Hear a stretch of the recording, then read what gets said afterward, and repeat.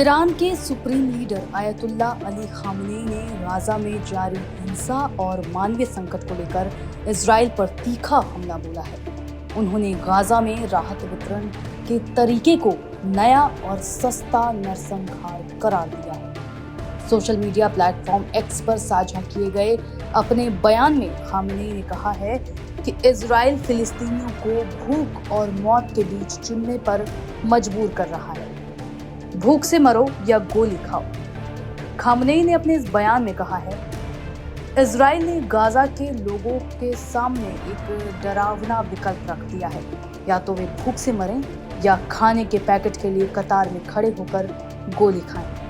ये पश्चिमी ताकतों की शय पर रचा गया नरसंहार है, जो अब पहले से भी सस्ता हो गया है। उन्होंने कहा कि पहले फिलिस्तीनी बमबारी में मारे जाते थे, अब उन्हें कम कीमत की गोलियों से मौत दी जा रही है। ये पूरी तरह से मानवाधिकार और नैतिकता का मजाक है। गाजा में मदद लेने गए 798 लोगों की मौत। संयुक्त राष्ट्र के आंकड़ों के मुताबिक 7 मई से 7 जुलाई के बीच यानी कि 1 महीने के अंदर गाजा में सहायता केंद्रों के पास गोलीबारी में 798 लोगों की जान जा चुकी है। ये सभी लोग राहत सामग्री लेने आए थे। यूएन एजेंसी UNRWA के प्रमुख फिलिप लाजरीनी ने कहा है कि गाजा अब बच्चों और भूखे लोगों के लिए कब्रगाह बन चुका है। इजराइल पर क्रूरता के आरोप। Aim right, achieve big. At KR Mangalam University, we provide you the platform to turn your dreams into reality. At KR Mangalam University. Khamenei ने इजराइल और उसके पश्चिमी सहयोगियों पर जानबूझकर क्रूरता की साजिश रचने के आरोप लगाए। अल जजीरा की एक रिपोर्ट में इस तरफ इशारा किया गया कि कुछ इजरायली सैनिकों और अमेरिकी सुरक्षा के ठेकेदारों ने ये माना है कि उन्होंने निहत्थे लोगों पर गोली चलाई जो सिर्फ खाना लेने की कोशिश कर रहे थे। खामेनेई की वैश्विक अपील। ईरान के सर्वोच्च नेता ने अंतर्राष्ट्रीय समुदाय से चुप्पी तोड़ने और कार्रवाई करने की मांग की है। उन्होंने कहा है कि अगर मानवता को बचाना चाहते हैं तो अब गाजा की अनदेखी नहीं की जा सकती। उनका बयान अब इस पूरे मुद्दे को एक नई वैश्विक बहस में तब्दील कर रहा है। आपका इस पूरे मामले पर क्या कहना है, हमें कमेंट बॉक्स में बताएं और ऐसे ही अपडेट के लिए जुड़े रहें लाइव न्यूज़ के साथ।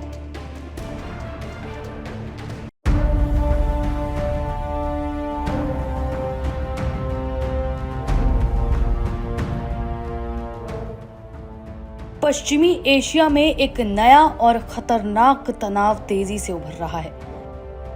ईरान समर्थित हूती विद्रोहियों ने रेड सी यानी कि लाल सागर में मालवाहक जहाजों को निशाना बनाना शुरू कर दिया है।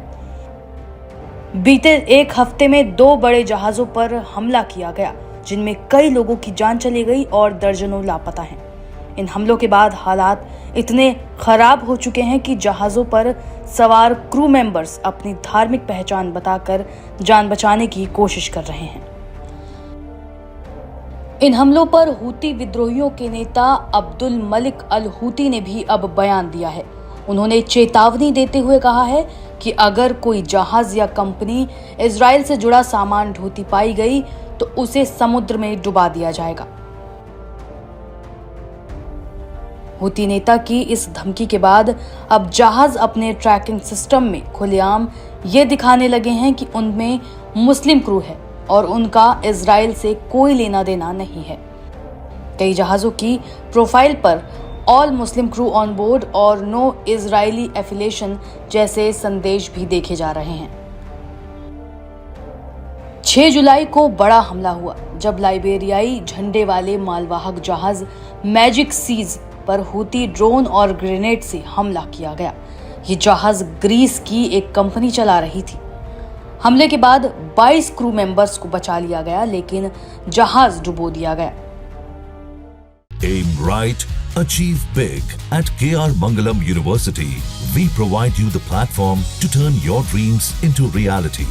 At KR Mangalam University. इसके 3 दिन बाद 9 जुलाई को इटर्निटी सी नाम के जहाज पर फिर से अटैक हुआ। इसमें 10 लोगों को सुरक्षित निकाला जा सका, लेकिन 4 की मौत हुई और 11 अभी भी लापता बताए जा रहे हैं। इन हमलों ने रेड सी को पूरी दुनिया के सामने एक हाई रिस्क जोन के रूप में ला खड़ा किया है। इस बीच मरीन ट्रैकिंग डेटा में ये साफ देखा गया है कि अब जहाजों के प्रोफाइल पर सीधे सीधे लिखा जा रहा है, हम मुस्लिम क्रू हैं या हमारा इजराइल से कोई नाता नहीं है, ताकि हूती लड़ाके उन्हें सुरक्षित गुजरने दें।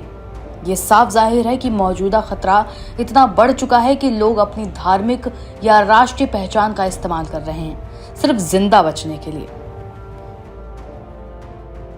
बता दें कि रेड सी व्यापार के लिहाज से बेहद अहम समुद्री रास्ता है। दुनिया का 15% समुद्री व्यापार का संचालन यहीं से होता है। हर साल करीब $1 ट्रिलियन का सामान इस रूट से भेजा जाता है। भारत, यूरोप और अरब देशों के बीच का बड़ा हिस्सा इसी समुद्री कॉरिडोर पर निर्भर करता है। यदि ये रास्ता बाधित होता है तो जहाजों को अफ्रीका के दक्षिण छोर से यानी कि केप ऑफ गुड होप से होकर घूमना होगा। इससे न केवल समय बढ़ेगा बल्कि ईंधन और माल भाड़ा लागत में 5 गुना तक इजाफा हो सकता है। गौरतलब हो कि इन हमलों को लेकर इजराइल ने भी अब कड़ा रुख अपनाना शुरू कर दिया है। उसने ऑपरेशन ब्लैक फ्लैग के तहत यमन में हूती ठिकानों पर जवाबी कार्रवाई शुरू कर दी है। माना जा रहा है कि आने वाले दिनों में इजराइल और हूती विद्रोहियों के बीच खुला सैन्य टकराव हो सकता है, जिससे रेड सी का पूरा इलाका एक और नए युद्ध क्षेत्र में तब्दील हो सकता है। आपका इस पूरी खबर पर क्या कहना है, हमें कमेंट बॉक्स में बताएं और ऐसे ही बड़े अपडेट्स के लिए जुड़े रहें लाइव हिंदुस्तान के साथ।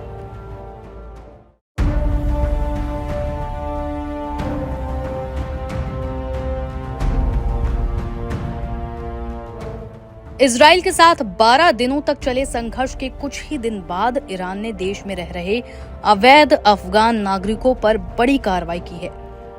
संयुक्त राष्ट्र और CNN की रिपोर्ट के मुताबिक बीते 16 दिनों में 5 लाख से ज्यादा अफगानों को ईरान से बाहर निकाल दिया गया है। इसे इस दशक का सबसे बड़ा जबरन विस्थापन माना जा रहा है। संयुक्त राष्ट्र शरणार्थी एजेंसी यानी कि UNHCR के मुताबिक 24 जून से 9 जुलाई के बीच कुल 5,08,000 अफगान नागरिकों ने ईरान अफगानिस्तान सीमा पार की। इसमें से सिर्फ एक दिन में 51,000 लोगों को देश से बाहर निकाल दिया गया, जो अब तक का सबसे बड़ा आंकड़ा है। ईरान ने 7 जुलाई तक का अल्टीमेटम दिया था कि बिना वैध कागजात वाले सभी अफगान नागरिक देश छोड़ दें। इसके बाद देश भर में प्रवासियों के खिलाफ कार्रवाई तेज कर दी गई।